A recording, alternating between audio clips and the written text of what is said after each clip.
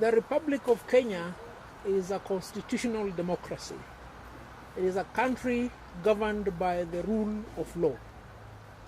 The parameters within which the country is governed are well set out in the Constitution. We have elected and appointed leaders. All leaders in the Republic of Kenya who are elected swear to uphold the Constitution. On the top of this leadership is the President of the Republic of Kenya. Beneath the President of the Republic of Kenya are several state officers who also swear to uphold the Constitution. The Chief Justice of the Republic of Kenya is one of the appointed state officers. He also swears to uphold the Constitution. All advocates, upon their admission, swear to uphold the Constitution and the rule of law. In the recent past, it has been the order of the day for the government to abrogate the Constitution, to disobey court orders, and to govern in a manner likely to suggest that the Constitution and the rule of law is a great inconvenience in their operations.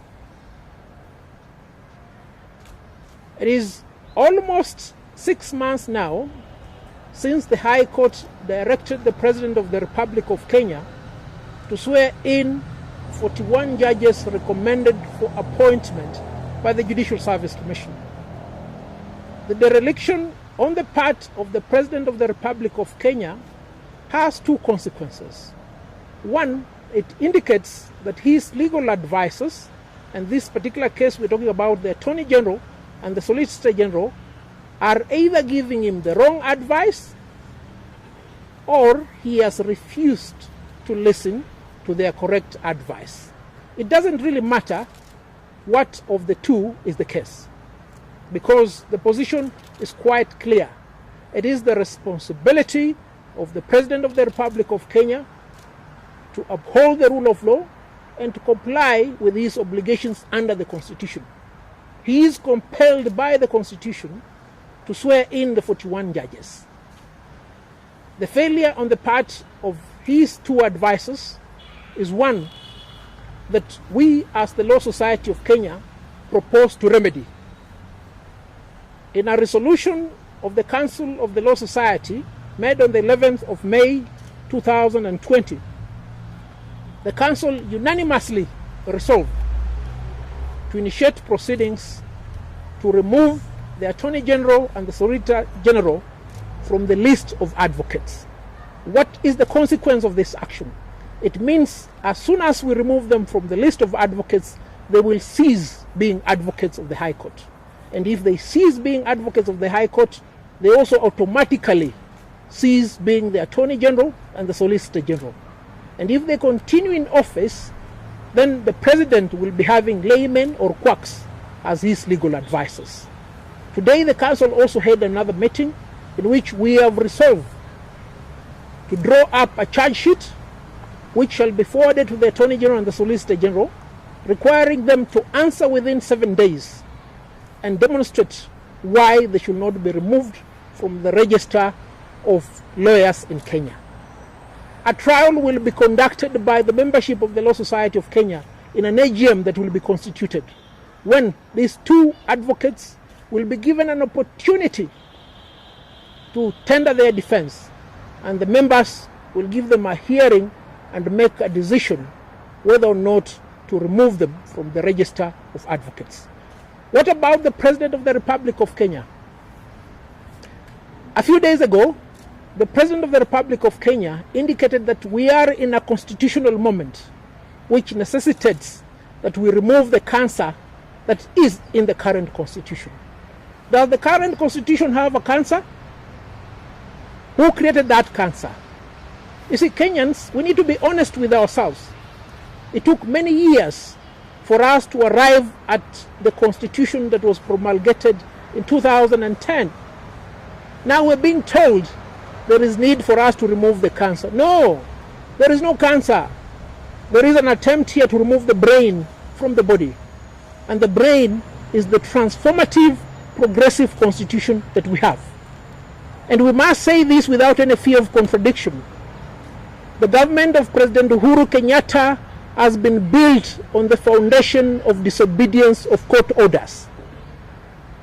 And if a leader can tell his people that he wants to change the constitution, a constitution which, from the experts, does not suffer the malady of reform, but suffers the malady of implementation, then there is a big problem. I want to state also that on the 11th of May, the Council of the Law Society of Kenya resolved unanimously, the ones you're seeing here, save for two who are either in Nyanza, Nakuru or Malindi, that we petition the National Assembly and the Senate to initiate proceedings for the impeachment of the President of the Republic of Kenya. Because we cannot have somebody who has taken the oath to govern in tandem with the Constitution who fails to perform his duties under the Constitution. We'll therefore proceed in the manner in which we've indicated.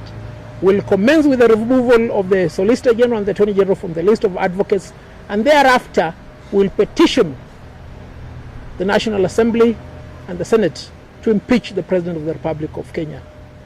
Now, the responsibility of undertaking the trial of the President of the Republic of Kenya is bestowed upon the legislature. You've seen the manner in which the legislature has acted lately. The legislature has been weakened substantially because the executive wants to have control of the other two arms of government. The executive wants to have control of the judiciary, which they have weakened.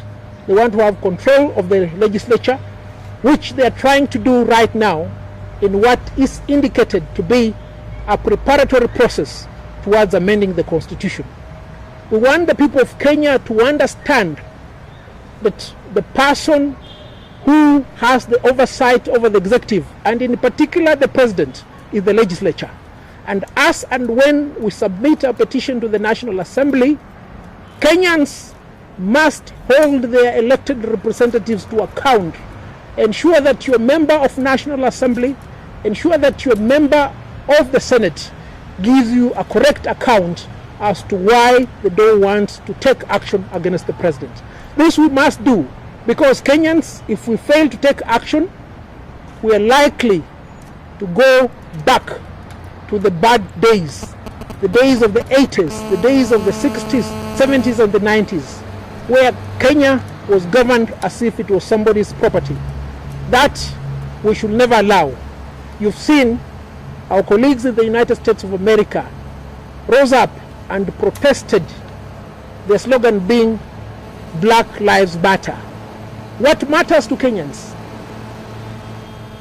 Are you satisfactorily benefiting from the Constitution? Are the leaders performing their duties? That is where we are right now.